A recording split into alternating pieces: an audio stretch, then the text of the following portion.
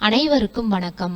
நான் படித்து ரசித்த கதையை நீங்களும் படித்து கேட்டு மகிழுங்கள். கதை பிடித்திருந்தால் அனைவருக்கும் பகிருங்கள். கொடியில் கிடந்த வாயில் புடவையை எடுத்து உதறி உடுத்தி கொண்ட பின் சுவரில் தொங்கும் கண்ணாடியின் முன் வந்து நின்ற ஜானகி வாரி முடிந்த கூந்தலை மீண்டும் ஒருமுறை சரிபார்த்து கொண்டாள். நெற்றியில் இருந்த குங்கும திலகம் வியர்வை ஊறி கொஞ்சம் கலைந்திருந்தது. மோதிர விரல் நுனியில் முந்தானியை சுருட்டி குங்குமத்தை சுற்றி ஒரு வட்டமாக துடைத்து விட்டு கொண்ட பின் பொட்டு சிறியதாக மாறியிருந்தது.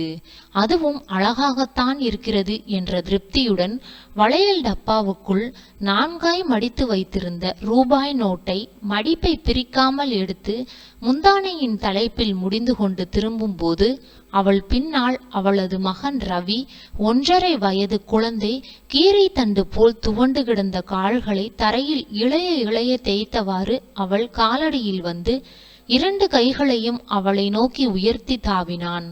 குழந்தையை தூக்கி ஜன்னல் விளிம்பில் உட்கார வைத்து கொடியில் துவைத்து உலர்த்தி இருந்த சட்டையை எடுத்து அணிவித்தாள். தலையை கோதிவிட்ட பின் கொஞ்சமாய் எண்ணெய் பூசி லேசாக வாரிவிட்டு பவுடர் போட்டு கன்னத்தில் முத்தமிட்டு திருஷ்டி கழித்து இடுப்பில் வைத்து கொண்டு ஸ்டாண்டில் இருந்த பழைய சுவர்கடிகாரத்தை பார்த்தபோது மணி 2. இந்த கொளுத்துற வெயிலையாடி குழந்தையையும் தூக்கிட்டு சினிமாவுக்கு போற என்று தான் கேட்டதற்காக எங்கே கோபித்து கொள்ள போகிறாளோ என்ற பயத்தில் பரிதாபமாக புன்முறுவல் காட்டியவாறு நின்றிருந்தாள் சரஸ்வதி அம்மா. ஆமா, போக போறேன், அதுக்கென்ன என்றாள் ஜானகி.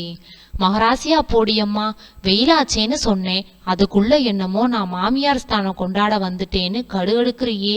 மாமியார் ஸ்தானம் கொண்டாடுங்க, யாரு வேண்டாம்னா. ஆனா முதல்ல உங்க பிள்ளைக்கு புருஷன் ஸ்தானம்னா என்னன்னு கத்து கொடுங்க. ஜானகிக்கு இப்படித்தான் நெருப்பாய் வார்த்தைகள் வரும். அது நியாயம்தானே என்று சகித்து கொள்வாள் சரஸ்வதி அம்மா. நான் என்ன பண்ணுவேன், பெத்த வயிற்றிலே அடிச்சிட்டு ஒரு முறை அழலாம் என வயிற்றில் அடித்து கொண்டாள் சரஸ்வதி அம்மா. அவனுக்கு என்னடியம்மா குறைச்சல்? அவனோட வாழ்ந்து ஒரு பிள்ளையையும் பெத்துட்டு ஏன் அவனை இப்படி அலட்சியப்படுத்தணும் என்று ஒரு தடவை கேட்டுவிட்டு சரஸ்வதி அம்மா பட்டபாடு அவளுக்கு தெரியும். ஒவ்வொரு வார்த்தையாக கேட்டாள் ஜானகி. அம்மாடி, நீங்க தான் பெத்தீங்க, வேதனைப்படுறது நியாயம். ஊரார் வீட்டு பெண்ணையும் கட்டி வச்ச பாவத்துக்கு சேர்த்து அடிச்சுட்டு அழுங்க. வாடா கண்ணா, நாம போகலாம் என்று குழந்தையிடம் சொல்லிக்கொண்டே புறப்பட்டு விட்டாள் ஜானகி. என்ன இருந்தாலும் புருஷனிடம் ஒரு வார்த்தை என்று ஏதோ சொல்ல துடித்தது சரஸ்வதி அம்மாவின் நாக்கு. ஆனால் வரவில்லை. ஜானகிக்கும் அந்த நினைப்பு வந்திருக்குமோ என்னவோ. பெரிய புருஷன் என்று முணுமுணுத்து கொண்டே வீதியில் இறங்கி நடந்தாள் ஜானகி. சரஸ்வதி அம்மா வாசற்படியில் நின்று அவள் போவதையே பார்த்து கொண்டிருந்தாள். தனலாய் தகித்து பொசுக்கும் மே மாதத்து வெயிலில் தார் ரோட்டின் அக்னி குழம்பில் காலில் செருப்பும் இல்லாமல் குழந்தையையும் சுமந்து கொண்டு போகிறாளே, அது சினிமா பார்க்க வேண்டுமென்ற அற்ப ஆசையினாலா? சமயங்களில் அவளுக்கு இப்படி ஒரு வெறி பிறக்கும். ஊனமடைந்த குறைபட்ட நோயாளிகளுக்கு பிறக்கும் வெறி போன்றது அது. அதை எப்படியாவது ஒரு வேகத்தில் காட்டினால்தான் அடங்கும். ஜானகிக்கு வாழ்க்கையில் ஊனம். வாசற்படியிலேயே ஜானகி கண் மறையும் வரை நின்றிருந்த சரஸ்வதி அம்மா ஒரு பெருமூச்சுடன் உள்ளே திரும்பும் போது கூடத்து சுவரில் ஜானகியும் மகன் சிவாவும் கல்யாண கோலத்தில் காட்சி தந்த போட்டோ அவள் கண்ணில் பட்டது. சிவா அவள் பெற்ற மகன்தான். இருந்தும் அந்த கல்யாண திருக்கோலம் கண்டு மகிழத்தக்கதாக இல்லை அவளுக்கு. அழகின் சொரூபமாக நின்றிருக்கும் ஜானகியின் பக்கத்தில் அவளது தோள் உயரத்துக்கு கட்டை குட்டையாக வெளியே பிதுங்கிய வெளிகளும் முன்னெடுத்த பல்லுமாய் அசட்டு சிரிப்புடன் நிற்கும் இந்த அவலட்சணமா? பாவம் ஜானகி கல்யாணத்திற்கு முன் என்னென்ன கனவுகள் கண்டிருந்தாளோ, அந்தரங்கமாய் உடைந்து நொறுங்கிய எத்தனை விதமான மனோராஜ்ய சிதைவுகளை சுமந்து கொண்டு அவன் பக்கத்தில் நிற்கிறாளோ. நான் தான் பாவி, மகா பாவி. என் மகன் என்பதற்காக இந்த அழகு குழந்தையின் வாழ்வை பழிகொள்ள வைத்தேனே. சரஸ்வதி அம்மா முந்தானையால் கண்களை துடைத்து கொண்டாள். ஊரெல்லாம் சிவாவுக்கு வாய்த்த மனைவியை கண்டு வியந்தது. ஊரில் சிறு பிள்ளைகள் கூட சிவாவை வெறும் சிவா என்ற பெயரால் அழைப்பதில்லை. அசட்டு சிவா, பித்துக்குளி சிவா, முண்டக்கன் சிவா, ஜப்பான் சிவா, அதையெல்லாம் கேட்டபோது சரஸ்வதி அம்மாவின் தாயுள்ளம் என்ன பாடுபட்டது. ஊரார் முன் அப்படிப்பட்ட சிவாவுக்கு பேரழகியான ஏழை பெண் ஜானகியை மணமுடித்து வைத்து பழி வாங்கி விட்டோம். என்று ஆனந்தப்பட்ட சரஸ்வதி அம்மா கொஞ்ச நாட்களுக்கு பிறகே தான் எவ்வளவு கொடிய பழிக்கு ஆளாகி விட்டோம் என்பதை எண்ணி எண்ணி கண்ணீர் வடிக்க ஆரம்பித்தாள். சிவாவுக்கு அழகு இல்லை என்ற குறையோடு அசடு என்ற பெயரோடு முன்கோபமும் முரட்டுத்தனமும் உண்டு என்று அறிந்து அதை அனுபவித்த ஜானகி தன் வாழ்க்கையே நரகமாகி விட்டதென்று தற்கொலை செய்து கொள்ள கூட நினைத்ததுண்டு. அப்பொழுதெல்லாம் சரஸ்வதி அம்மாவின் அன்பு மொழிகளும் ஆறுதல் வார்த்தைகளும் அவளுக்கு ஆதரவாயிருந்து அவளை வாழ வைத்தன. அவளை நிரந்தரமாய் வாழ வைப்பதற்கு அவள் வயிற்றில் ரவி பிறந்தான். குழந்தை பிறந்த பின் ஜானகிக்கு ஒருவித அகம்பாவமும் பிடிவாதமும் பிறந்தது. சூன்யமாயிருந்த வாழ்வின் இருளில் தானே ஒரு விளக்கை ஏற்றி தன் கையில் ஏந்தி கொண்ட கர்வம் அது. வாழ்வில் ஏற்பட்ட அனுபவித்த இதயத்துக்கு மட்டுமே புரியக்கூடிய அந்த குறைக்காக பழி தீர்ப்பது போல் எல்லாரையும் அலட்சியப்படுத்தினாள் ஜானகி. அவன் இவளை லட்சியம் செய்தால்தானே இவள் அவனை அலட்சியப்படுத்துவது அவனுக்கு புரியும். எப்பொழுதாவது சில சமயம் அதிகாரம் புரிவதுதான் புருஷ லட்சணம் என்றிருந்தான் அவன். அந்த சமயங்களில் அவனுக்கு சளைக்காமல் சுடு சொற்களை வாரி வீசுவாள் ஜானகி. அவளது வயிற்றிலிருந்து பீறி வரும் வார்த்தைகளை காதில் வாங்க கொள்ளாமல், அவள் கூறும் வார்த்தைகளின் பொருளை கூட புரிந்து கொள்ளாமல் தன்னை எதிர்த்து பேசுகிறாள் என்ற ஒரே நினைப்பில் கண்மூடித்தனமாய் அடித்து நொறுக்குவான் சிவா. இதெல்லாம் பார்க்கத்தானே கல்யாணம் பண்ணி வச்சிங்க, இந்த அழகு பிள்ளைக்கு பாருங்க, கண்குளிர பாருங்க என்று சரஸ்வதி அம்மாவை பார்த்து கூவுவாள் ஜானகி. நியாயந்தானே, அவள் சொல்றது நியாயந்தானே என்று முனகி கொண்டு இவர்கள் சண்டை ஓயும் வரை எங்கேயாவது போய்விடுவாள் சரஸ்வதி அம்மா. ஆனால் இந்த ரகளை எல்லாம் எப்போதாவது ஒரு நாளில்தான். மற்ற நாட்களில் எல்லாம் சிவா அசட்டுத்தனமாய் ஏதாவது உளறி கொண்டிருப்பான். மற்றவர்கள் யாரும் அதை பொருட்படுத்துவதில்லை. ஆபீஸிலிருந்து வந்ததும் சிவா வீட்டு திண்ணையில் சீட்டு கச்சேரி ஆரம்பித்துவிடும். சிவாவை தவிர மற்றவர்கள் அனைவரும் வேறு தெருக்காரர்கள். அதில் ஒருவன் குமார், சிவாவின் ஆபீஸில் வேலை பார்ப்பவன். அவன் வீடு தாம்பரத்தில். அவன் வந்துவிட்டால் கடைசி எலக்ட்ரிக் ட்ரெயினுக்கு 10 நிமிடம் இருப்பதாக யாராவது அறிவித்தால்தான் சீட்டு கச்சேரி முடியும். மணி 8 ஜானகி யாரையும் எதிர்பார்க்காமல் தான் மட்டும் குழந்தையை அணைத்து கொண்டு படுத்து விடுவாள். சரஸ்வதி அம்மா வாசற்படியில் தலை வைத்து அரை தூக்கம் போட்டபடி, சிவா மணி 10:45 ஆச்சேடா என்ற பின் தான் அவன் எழுந்து வருவான். அவர்கள் அனைவரும் விடைபெற்று சென்றவுடன் சாப்பிட வரும்போது கூட அம்மாவிடம் சீட்டு விளையாட்டை பற்றியே பேசுவான். ஒரு கார்டு போட்டேன், அதுலதான் போச்சு ஆட்டம் என்று பிதற்றிக் கொண்டே இருப்பான். அம்மா, என்ன போட்டோவிலே லயிச்சு நிக்கிற? இன்னொரு தடவை நம்ம பிள்ளைக்கு கல்யாணம் பண்ணலாமான்னு பாக்குறியா?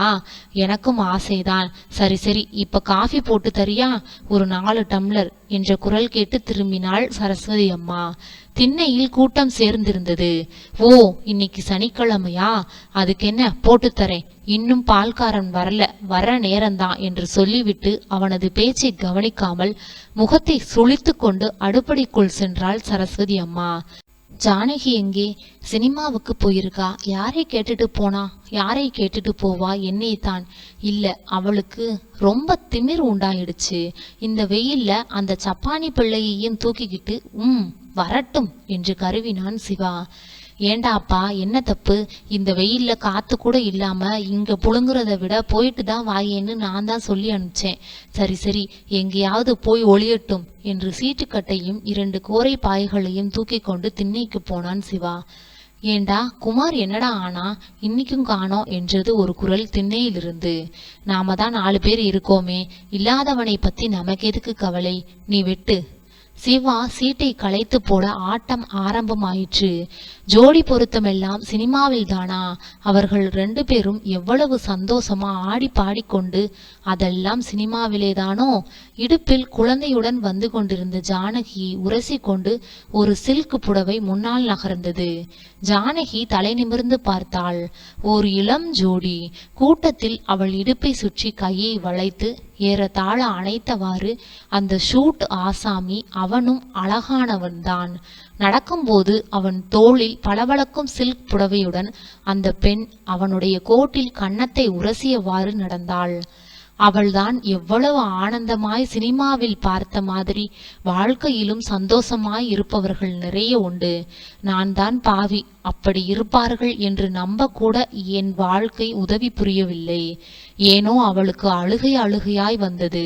படம் பார்க்கும் போது எல்லோரும் சந்தோஷமாய் அனுபவித்துக் கொண்டிருக்கும் காதல் காட்சியில் கூட முன்வரிசை டிக்கெட்காரர்கள் விசிலடித்து மகிழ்ச்சி ஆரவாரம் செய்யும் சீன்களை கூட அவள் ஆவலோடு ரசித்து பார்த்தாலும் உள்ளூர ஒரு பொறாமையும் ஏக்கமும் சோகமுமே நிலைத்து சில சமயங்களில் கண்ணீர் வழியும் நிலை கூட ஏற்பட்டது ஜானகிக்கு. ஆமாம், அதுதான் அந்த ஊனம். அந்த ஊனத்திற்கு பொறாமைப்படுவதிலும் ஏங்குவதிலும் கண்ணீர் வடிப்பதிலும் கூட ஒரு சுகம் இருந்தது. அதனால் தான் அவளுக்கு சினிமா பித்தும் ஏற்பட்டது. தியேட்டர் காம்பவுண்டை விட்டு வெளியே வந்ததும் எதிரே இருந்த ஹோட்டலை நோக்கி நடந்தாள். ஹோட்டலுக்குள் நுழைந்து ஒதுக்குப்புறமாய் இருந்த ஒரு மேஜையின் முன்னே அமர்ந்து ஒரு ஸ்வீட்டுக்கு ஆர்டர் கொடுத்தாள். சர்வர் கொண்டு வந்து வைத்த ஜாங்கிரியை கொஞ்சம் கொஞ்சமாய் குழந்தைக்கு ஊட்டினாள். பிறகு காஃபியை ஆற்றும் போது யாரோ இவ்வளவு நேரமாய் தன்னையே வைத்த கண் மாறாமல் உற்று பார்ப்பது போல் ஒரு உணர்ச்சி. ஒருவேளை அவராக இருக்குமோ? தலை நிமிர்த்தி பார்த்தபோது அவள் எதிரே குமார் உட்கார்ந்திருந்தான். எங்கோ பார்த்த முகமாய் இருக்கிறதே என்று அவனையே சற்று கூர்ந்து பார்த்தபோது தன் கணவனோடு சீட்டு விளையாட வருவானே என்ற நினைவு வர சிறிது நேரம் பிடித்தது. குமார் புன்முறுவல் காட்டினான். ஜானகியும் லேசாக சிரித்தாள். குமாரை இன்றுதான் அவள் முழுக்கவும் பார்த்தாள். அவன் எவ்வளவு அழகாக நாகரீகமாக இருக்கிறான்.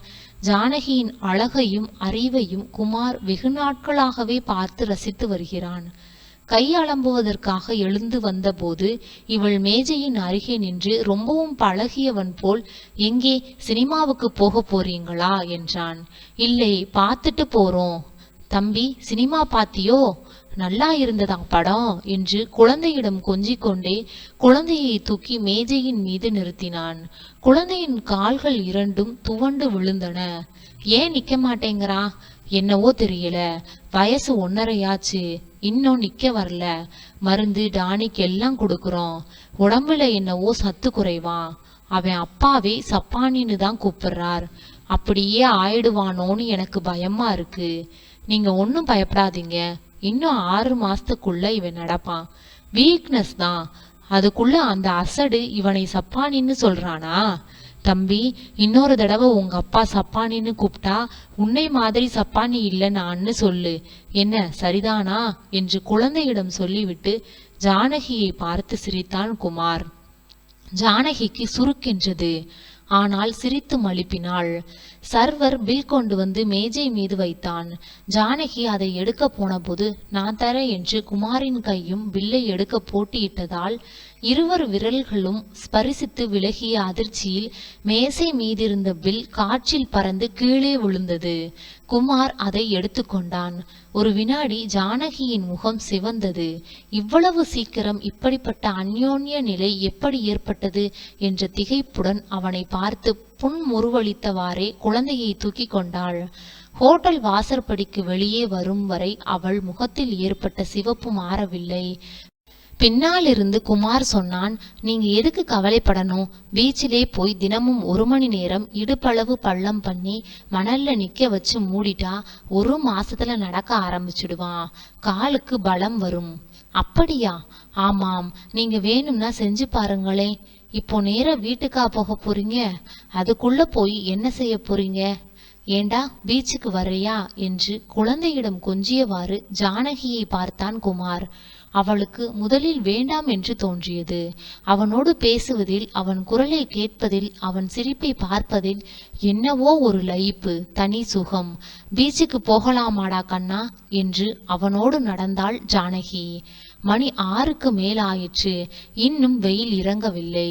ஒரு படகின் நிழலில் இடுப்பளவு பறித்த குழியில் ரவியை நிற்க வைத்துவிட்டு ஜானகியும் குமாரும் எதிரெதிரே மௌனமாய் உட்கார்ந்திருந்தனர். ஜானகிக்கு ஏனோ அழுகையாய் வந்தது. ஒரு அந்நியனின் முன்னால் அளவும் சங்கடமாக இருந்தது. அவனும் ஏதோ நினைவில் வானத்தை அண்ணாந்து பார்த்தவாறு உட்கார்ந்திருந்தான். அடிக்கடி பெருமூச்சு விட்டான். நெற்றியை தேய்த்து கொண்டான். ஆமா, இன்னைக்கு சனிக்கிழமையாச்சே, ஆபீஸ் விட்டதும் வீட்டுக்கு போக தோணலையா உங்களுக்கு? 2 நாளா மனசே சரியில்லை. நான் வீட்டுக்கும் போகல, ஆபீஸ்க்கும் போகல. ஐயையோ, இப்படி இருக்கலாமா? மனைவி ஊர்ல இல்ல போலிருக்கே என்று சிரித்தாள் ஜானகி. அப்படி ஒளிஞ்சாதான் நிம்மதியா இருக்கலாமே, இருந்துட்டு என் உயிரை வாங்குறா. எதுக்கு திட்டுறீங்க? ஒரு நாள் எங்க வீட்டுக்கு அழைச்சிட்டு வாங்களே. ஐயோ கடவுளே, இது என்ன சோதனை என்று தலையை பிடித்து கொண்டான் குமார். ஏன், உங்க மனைவியை நாங்க யாரும் பார்க்க கூடாதா? தினம் சீட்டாடுறதை சொல்லிடுவோம்னு பயமா? பயப்படாதீங்க, யாரும் சொல்ல மாட்டோம் என்று சிரித்தாள் ஜானகி. அவசியம் பார்த்துதான் ஆகணும்னா நான் சொல்றதை கேளுங்க. உங்க சிவாவுக்கு புடவை கட்டி பார்த்தால் போதும், அப்படியே சாட்சாத் என் மிஸ்ஸஸ் தான். கர்மம் கர்மம். ஜானகி ஒரு வினாடி ஸ்தம்பித்து போனாள். ஏன் அப்படி? விதி. அவ அப்பா தான் என்னை படிக்க வச்சார். நிறைய சொத்து, ஒரே பொண்ணு, அவதான் வாரிசு. பரவாயில்லை, உங்களுக்காவது ஒரு திருப்தி என்று ஏதோ சொல்ல வந்தவள் நாக்கை கடித்து கொண்டு மௌனமானாள். சொல்லுங்க, என்ன தோணினாலும் சொல்லுங்க, நான் ஒன்னும் நினைச்சுக்க மாட்டேன். ஒண்ணுமில்ல என்றாள் ஜானகி. இல்லை, என்னவோ சொல்ல வந்ததை மறைக்கிறீங்க. சொல்லலாம், தாராளமாய். நம்ம 2 பேர் நிலையும் ஒண்ணுதானேன்னு தானே சொல்ல வந்தீங்க. உங்க வீட்டுக்கு முதல் நாள் நான் வந்தப்பவே, உங்களை பார்த்தப்பவே ஐயோன்னு என் மனசு அழுதது. என் நிலைதான் உங்க நிலையும்னு தோணுச்சு. அதையே தான் சொல்ல வந்தீங்க. ஆமாம். இல்ல, உங்கள் நிலையை விடவும் மோசம். நீங்கள் ஆண், நான் பெண். அதுவும் இல்லாம நீங்களாவது ஏதோ நன்றிக்காக நாளைக்கு கிடைக்க போகும் சொத்துக்காக. எனக்கு என்ன இருக்கு? நான் எதுக்கு இப்படி அவதிப்படுறேன்? ஒரு வார்த்தை அவன் காதில் கேட்கும்படியும், ஒரு வார்த்தை நெஞ்சில் அடைத்து உருவிழந்து அமிழ்ந்து போகவும் குளறி குளறி பேசினாள் ஜானகி. பிறகு இருவரும் சற்றே மௌனமாய் மணலில் கோடுகள் வரைந்தவாறு உட்கார்ந்திருந்தனர். இருவரும் தத்தம் மனதில் வாழ்க்கை தரும் சித்திரத்தில் தன் பக்கத்தில் இருக்கும் ஒரு உருவத்தை அழித்துவிட்டு அதன் இடத்தில் எதிரில் இருக்கும் இந்த உருவத்தை பொருத்தி பார்த்தபோது, ஜானகி சினிமாவில் பார்த்தாளே அந்த கதாநாயகன் கதாநாயகி ஜோடி பொருத்தம், அதைவிட உயர்ந்த ஜோடியாய், அதைவிட சிறந்த பொருத்தமாய் இருந்தது. உங்களுக்கு என்ன வயசு என்றான் குமார். 24. உங்களுக்கு 27 என்று பெருமூச்செறிந்தான் குமார். ஜானகி உள்ளூர பெருமூச்செறிந்து கொண்டாள். இருவருமே வெகுநேரம் மௌனமாய் தங்கள் மனக்கிருக்கை வரைந்து காட்டுவது போல் மணலில் கிறுக்கிக் கொண்டு உட்கார்ந்தனர். திடீரென்று ஜானகி கடகடவென்று சிரித்தாள். ஒரு நிமிடம் குமார் பயந்தே போனான். சிரித்து கொண்டே ஜானகி சொன்னாள், இல்லை, வாழ்க்கை எவ்வளவு விசித்திரமாக மாறி கிடக்கிறது. நீங்களா சீட்டு விளையாடுறீங்க, அந்த மாதிரிதான். என்னது? உங்களுக்கு வேண்டிய சீட்டு பூராவும் உங்ககிட்டயே இருந்து, எனக்கு வேண்டிய சீட்டு பூராவும் என்கிட்டயும் இருந்தால் இந்த ஆட்டம் நடக்குமா? ஜானகி, நீ எவ்வளவு அழகாக பேசுகிறாய். இப்படி சிவா சொன்னாள் என்று மனதுக்குள் எண்ணி மகிழ்ந்தாள் ஜானகி. ஜானகி என்று அவள் அருகே நெருங்கி உணர்ச்சி கரகரத்த குரலில் கண்களில் கண்ணீரும் ஏக்கமும் தழும்பி ஜொலிக்க, ஜானகி, நாம் தானே அந்த சீட்டுக்கள், விளையாடுறவங்க தானே சிவாவும் லக்ஷ்மியும். பரஸ்பரம் சீட்டுகளை கொடுத்து வாங்கி கொள்வது தானே ஆட்டம். ஜானகி, நீ ஒரு புத்திசாலி. நான் என்ன சொல்றேன்னு புரியுதா? ஜானகி கண்களை அரைக்கண் போட்டபடி அந்த கற்பனை சுகத்தில் தன்னை மறக்கும் நேரத்தில் குழந்தை ரவி குமார் சட்டையை பிடித்து கொண்டு அப்பா என்று மழலை சிந்தி கொஞ்சினான். ஜானகி கண்களை பளிச்சென திறந்து குழந்தையையும் தன்னையும் உலகத்தையும் கூட பார்த்தாள். இது அப்பா இல்லடா கண்ணா, மாமா. அப்பா வீட்டுல காத்துக்கிட்டு இருப்பார், வா போகலாம் என்று மண்ணிலிருந்து குழந்தையை எடுத்து மார்போடு அணைத்து கொண்டாள். உங்கள் யோசனை நல்ல யோசனைதான். எனக்கு என்னவோ நிச்சயமாக தோன்றது, இப்படி 1 மாசத்துக்கு பண்ணினா குழந்தை நடக்க ஆரம்பிச்சிடுவான். நாளையிலிருந்து அவரையும் அழைச்சிட்டு பீச்சுக்கு வந்துடுறேன். அநியாயத்துக்கு இப்ப சீட்டாட பித்து ஏற்பட்டு போச்சு அவருக்கும் என்று எழுந்தாள் ஜானகி. குமார் ஒன்றும் புரியாமல் மௌனமாய் அவள் பின்னாலேயே வந்தான். அவன் திடீரென அவள் அருகில் என் மேல் கோபமா என்று திக்கினான். உங்களை கோபித்து கொள்ள என்ன நியாயம் இருக்கிறது என்கிட்ட? அந்த சீட்டாட்டத்தை பற்றி முழுக்க சொல்லலையே நான். நீங்க சொன்னீங்களே, ஆடுறவங்க தான் எங்க வீட்டுக்காரரும் உங்க மனைவியும்னு. அதுதான் தப்பு. அவங்களும் சீட்டு தான். வேணும்னா பாயிண்ட் கிடையாதுன்னு வச்சுக்கோங்க. ஆடுறவன் மனுஷன் இல்ல, ஆண்டவன். அவன் தப்பாட்டம் ஆடுறான்னு சொல்ல நாம யாரு? ஜானகி, நீங்க எப்படி பேசுறீங்க என்று வியந்து நின்றான் குமார். நாளைக்கு ஞாயிற்றுக்கிழமை தானே, லக்ஷ்மியையும் அழைச்சிட்டு வாங்க, நிறைய பேசலாம். அவளுக்கும் பேச கத்துத்தரேன். மாமாவுக்கு வணக்கம் சொல்லுடா கண்ணா, போயிட்டு வர்றோம் சொல்லிக்கொண்டே வேகமாய் வீடு நோக்கி நடந்தாள் ஜானகி. இரவும் இல்லாத பகலும் இல்லாத அந்த நேர மயக்கத்தை போக்கி இரவுதான் வந்துவிட்டது என்று தீர்க்கமாக சொல்வது போல் பீச் ரோட்டில் உள்ள விளக்குகள் பளிச்சென எரிய ஆரம்பித்தன. ஒரே வெளிச்சம், வெளியில் மட்டும்தானா? அவள் வாழ்க்கையிலும் இனி வரும் நாளில் வெளிச்சம் ஏற்படட்டும் என கடவுளை நினைத்து கொண்டு வீடு நோக்கி நடந்தாள். நன்றி. கதை பிடித்திருந்தால் லைக் பண்ணுங்க, ஷேர் பண்ணுங்க, சப்ஸ்கிரைப் பண்ணுங்க. உங்களுடைய கருத்துக்களை கமெண்ட் பாக்ஸில் தெரிவிக்கவும். தங்கள் ஆதரவிற்கு நன்றி.